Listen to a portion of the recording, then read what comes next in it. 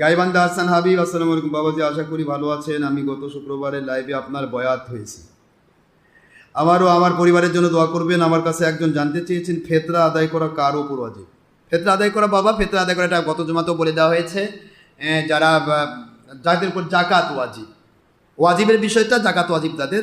জাকাত হলো গোটা বৎসর অতিক্রান্ত হওয়ার পরে 52 ভরি পরিমাণ রৌপ্য অথবা 7.5 তোলা পরিমাণ সোনা, এই পরিমাণ অর্থ, এই পরিমাণ টাকা উদ্বৃত্ত যাদের থাকবে খাদ্যবস্ত্র, শিক্ষা, চিকিৎসা বাসস্থানের বাইরে, এটা যদি 1 বছর অতিক্রম করে তাদের উপর জাকাত ফরজ হবে, প্রতি শতকরা 2.5 টাকা জাকাত। কিন্তু ফেতরা হচ্ছে শুধু ঈদুল ফিতরের দিনে যদি এই পরিমাণ অর্থের মালিক সে থাকে, এটা গোটা বৎসরের না, ওই দিন যদি এই পরিমাণের মালিক তার উপর ফেতরা ওয়াজিব হবে। আর ফেতরাটা স্বাভাবিকভাবে যাদের উপর ওয়াজিব তাদের সন্তান সহ সবাই ওজনে দেওয়া দরকার, কারণ ফেতরা আলাদা সওয়াব রয়েছে।